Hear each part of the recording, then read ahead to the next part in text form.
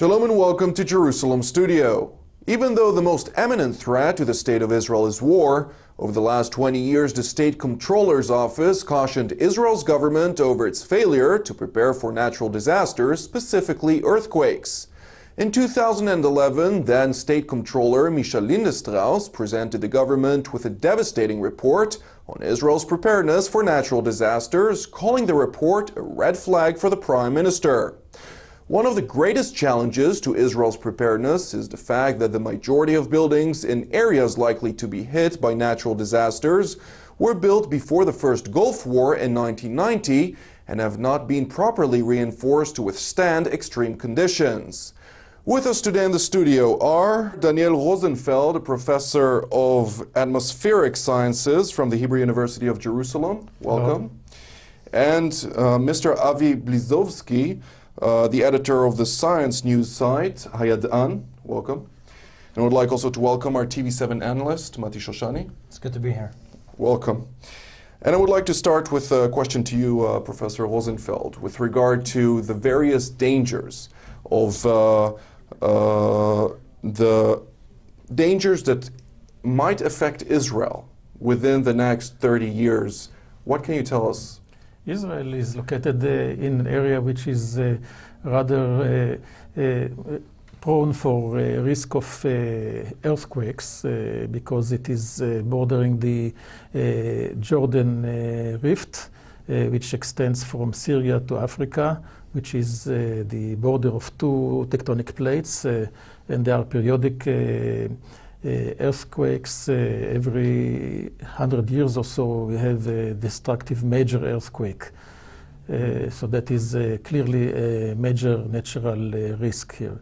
Mm-hmm. In addition, we are prone to the mercy of the climate. We are in an area where we have insufficient water resources. We have just a little water among huge areas of desert, the Sahara from the southwest, Saudi Arabia from the southeast, Iraq from the east. And a major risk here is not having enough water. Which might cause large fires? First of all, not having enough water is a major economical risk, and I think that at least here the Israeli government has done some important acts to mitigate that by water desalination. Mm-hmm. But that would not help, of course, in the drying of major vegetation areas in the north and increased, as you say, risk of forest fires. Mm-hmm. Also, the climate as a whole, not only in Israel, along with the global warming, becomes more extreme, mm-hmm. and we witness greater and longer and more intense heat waves that pose danger to the health of the people.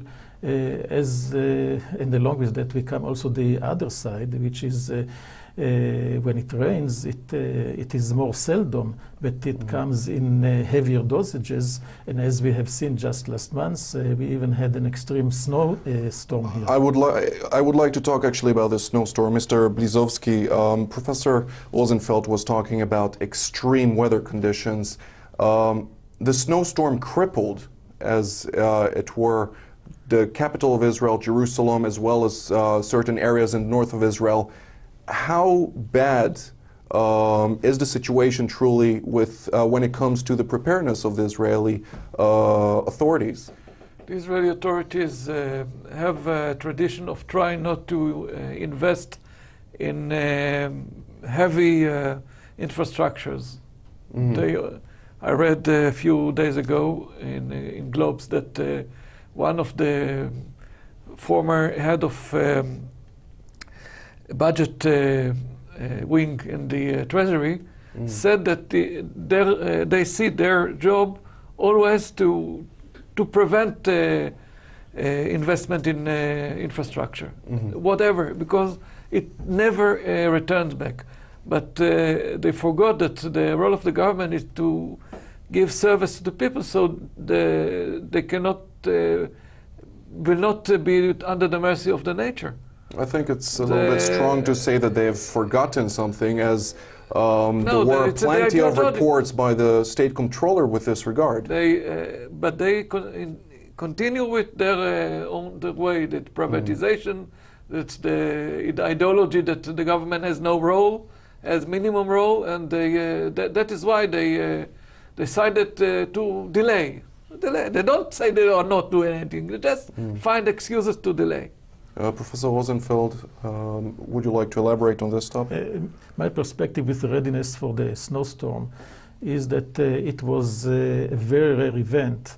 And one has really to weigh out the investment in all the infrastructure, like in Sweden, for example, to regularly plow the snow versus the alternative cost of being paralyzed for several days once every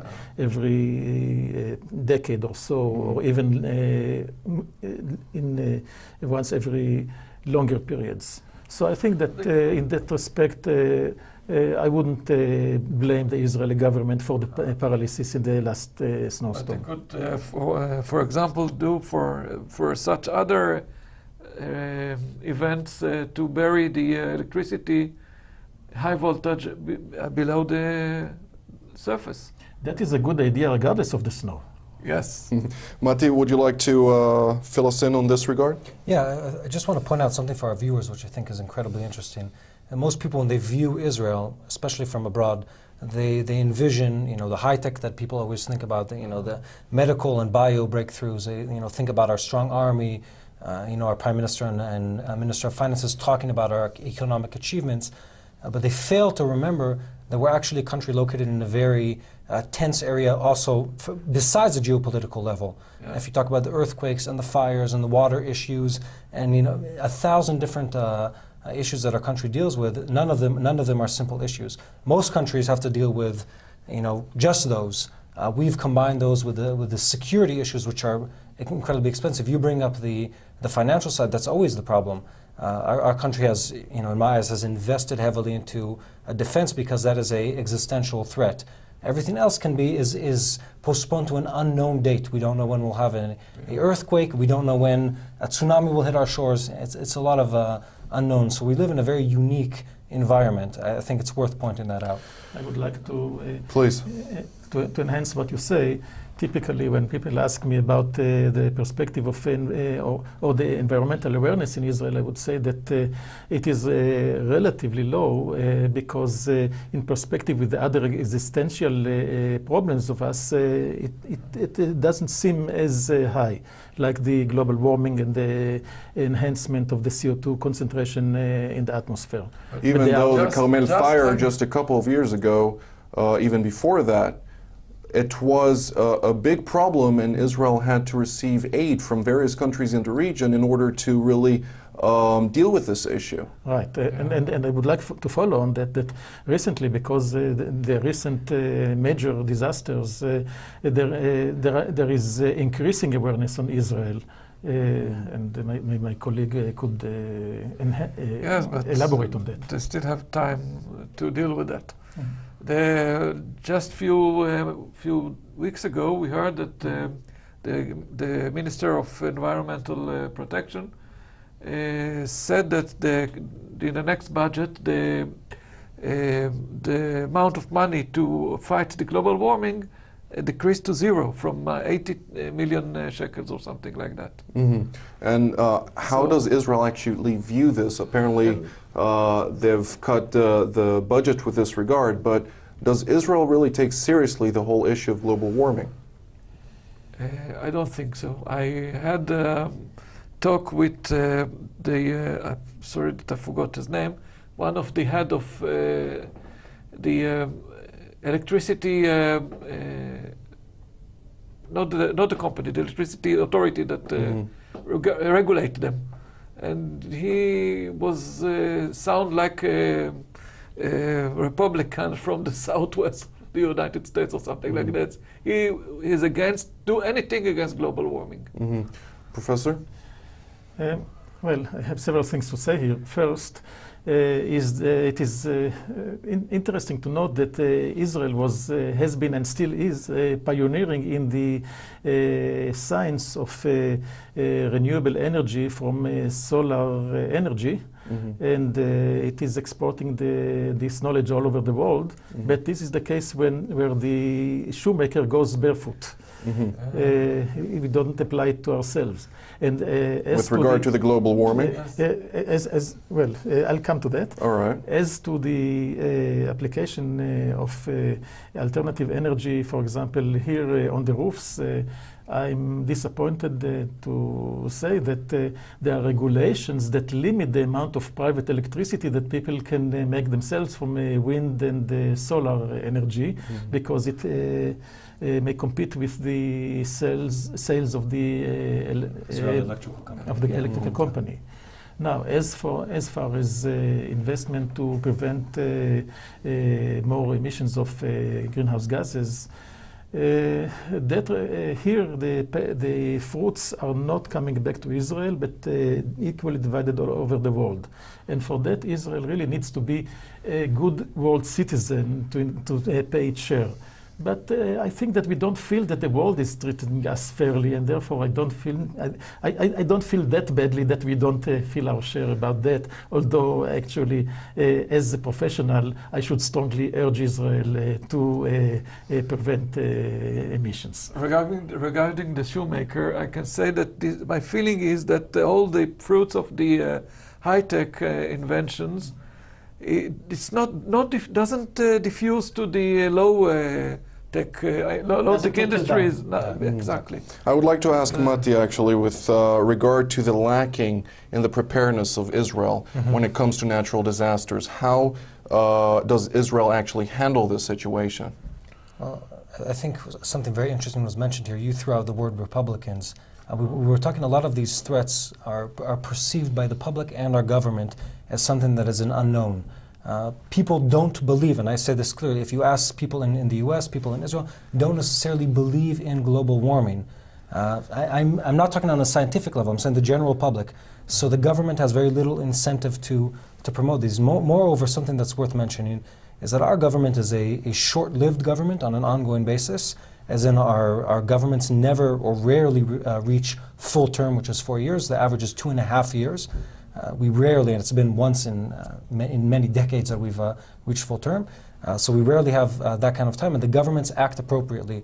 They have trouble implementing long-term plans. One minister comes with a new plan. When he's out of office, someone else comes and cancels everything he did. So when you're talking about these kind of threats, things that have to do with preparing the country for earthquake damages, that takes 30 years to implement. It's very hard when you don't have that kind of foresight and continuity in government. Same goes to any other threat. We're lacking in that patience as a nation to really see those things through and demand them on an ongoing basis.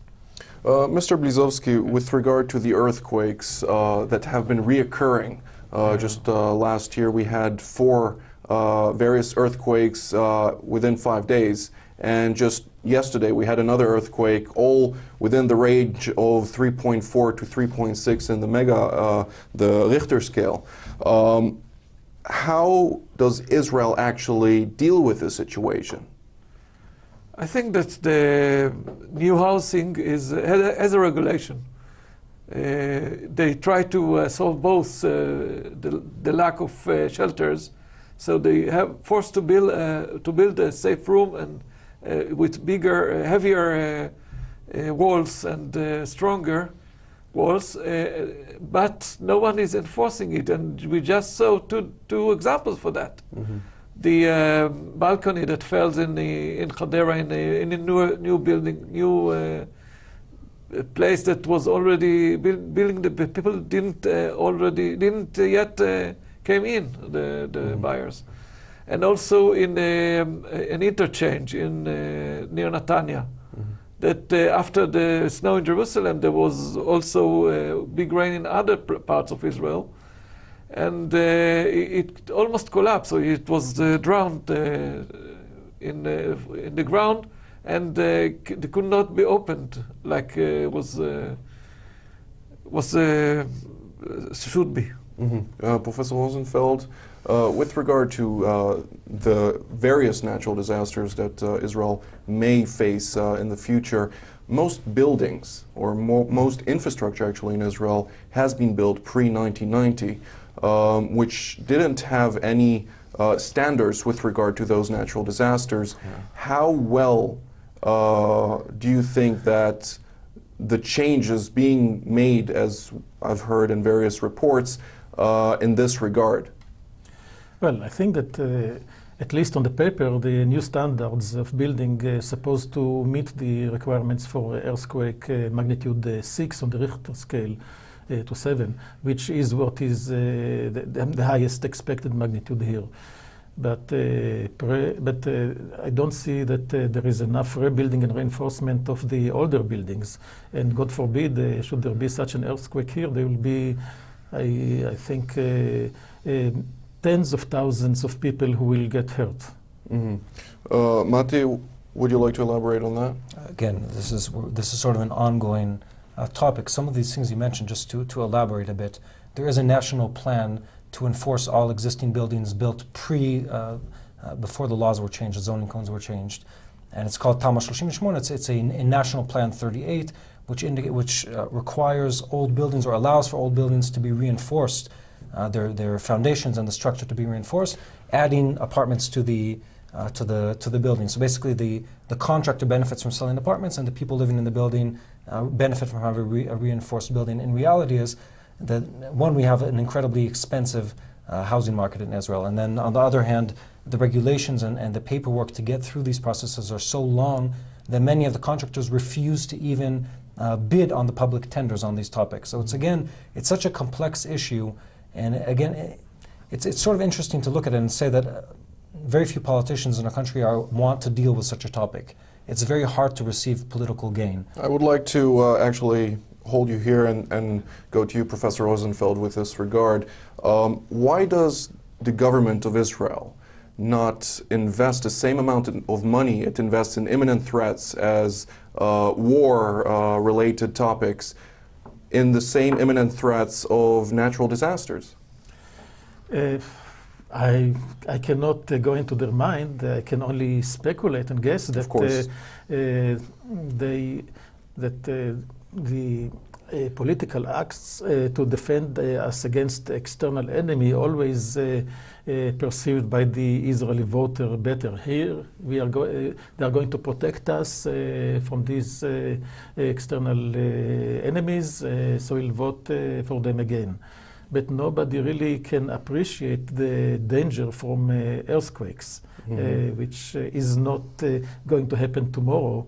It happens in the indefinite future, and people have some hope that it will happen not in their lifetime.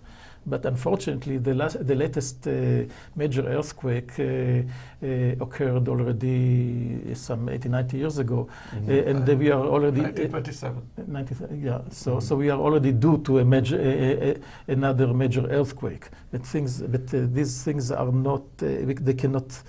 Unfortunately, science is still unable to predict major earthquakes. But the fact that we are starting to get more and more warning signs in the form of those clusters of small earthquakes might be something that should increase our awareness. Those large number of small earthquakes could be interpreted in two opposite ways. One is that they are heralding the coming of the new earthquake. But there is also a hopeful possibility that those small earthquakes will relieve the increasing tension in the Earth's crust in an unharmful way. But unfortunately, the geological past shows us that these major earthquakes were pretty regular every 100 years. As the saying says, history repeats itself. Yeah. Mr. Blizovsky, I would like to ask you with this regard. In 1937, as you said, 27. Yeah. The earliest was in 500 casualties, if I'm not mistaken, and previously in 1837 were about 5,000 casualties. Yes. According to a report of Haaretz, there's been a 80-year spectrum of this situation reoccurring. Yes. So why does this truly not... living on a luck. Why doesn't this alarm, though, anyone in a very crucial way to the dangers that Israel is facing? I think this is because the government always, as Mati said, think about the present and not about not have a long-term planning, or if they have, they are not applying it, and the Israeli academia has the expertise. People are learning and studying that all over the world to understand what is expected for us, and they are warning. They issue warnings.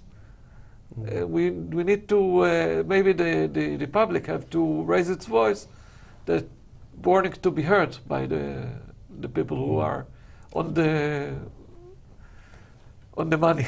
Yeah. If I may just comment. Yeah, please. Just two small things. One, usually the public cries out on these topics after a disaster takes place, which is a problem. Secondly, but maybe those clusters will help. It takes a very strong government to enforce. I mean, the solutions are there. Yeah, it's like it's an almost. It has all to do with money. It's almost an impossible sales pitch. You're going to have to tell people, if we're going to invest, 50, 100 billion shekels over the next 5 years, we're going to raise these and these taxes and receive less services, and maybe it'll protect you if we have an earthquake. But maybe we would just waste all that money. It's like it was. They decided on the desalination project only after 6 or 7 years of drought. Right. I'd like to let Professor Rosenfeld respond on this. Well, I know for a fact that the government does not lack the information about the risk. Yeah. Right.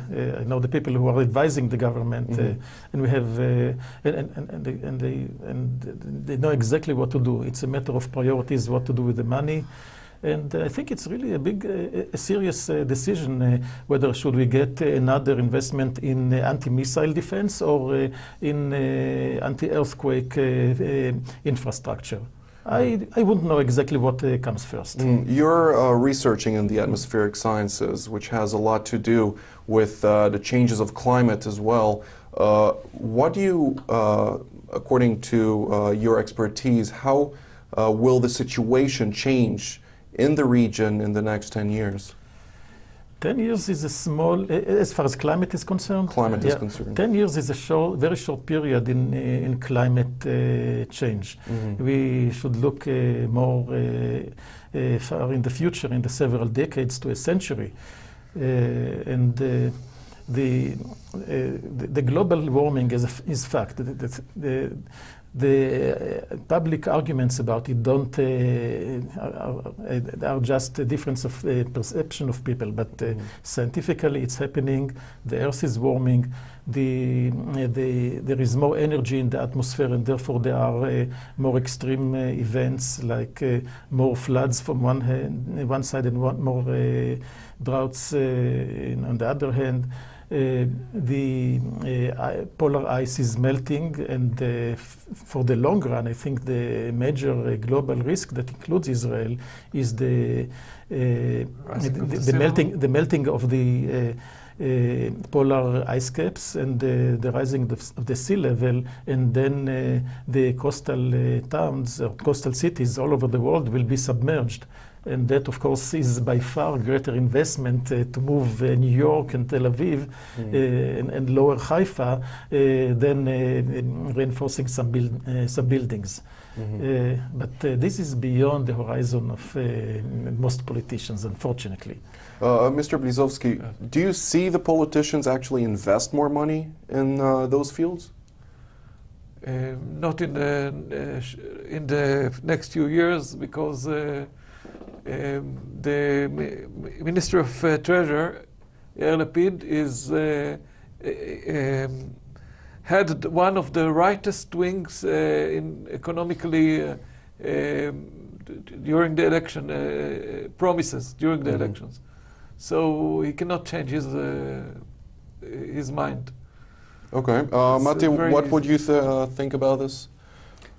It's interesting if we want to look at past cases. The Carmel fire, which is the biggest natural disaster we've had in Israel in a while. Years back we had, 5 years now, We had a serious fire that destroyed a lot of the natural forests in the Carmel, in the north of Israel. To date, we're still hearing from, and this is from within our government, hearing voices following up on the results of that event.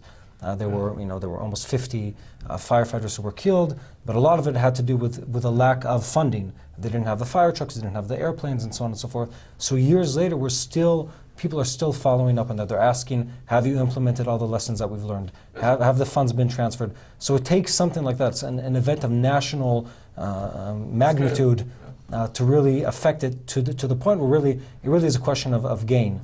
People gain from talking about it because the public is still eager to know that something is being done so this doesn't happen again.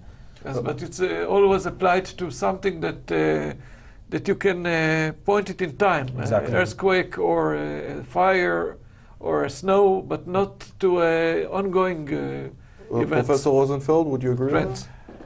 Yeah, but I would like to actually shed one point of light to talk positively about preparedness. With the increasing demand for water resources and drying, especially in northern Israel, at least Israel has the foresight to put additional desalination plants and actually immune Israel to some extent against these disasters due to droughts. So here with major investment, actually, we got somewhere. You will see something that will irrigate the forests? That will not help the forest, but actually we are taking less water from springs, and there are more wetlands that are preserved, more life. In really 2 sentences, what are your predictions with regard to the situation in Israel when it comes to the natural disasters in the next 2 decades? I think that will be more weather events, disasters, more droughts, more forest fires, and on the other side, more floods, maybe more snowstorms, but that would be still very rare. More dust storms, but nothing that will be revolutionary that we haven't seen. Mr. Blizovsky, 2 sentences really. Yeah. What are your predictions? I think that weather will become more crazy. More things that were rare event in the past will now be common, but not new things that we didn't know. But it will be very hard for people. It can be a flood that can move people in the lowest places. It can be everything, and I think that we have to prepare to most major scenarios, and if we don't do it, we are hurting our future. Mati, 1 sentence? I think simply said, policies will change when there's no choice left. All right. Well, we can expect to see in the future what it has for us when it comes to the extreme weather. Yeah. Thank you so much for being here. Thank you also you, Mati, for being here. Thank you. And I would like to thank our viewers, and we will see you next time.